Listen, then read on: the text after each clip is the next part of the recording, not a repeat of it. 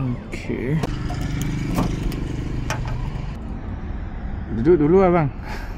Duduk dulu lah.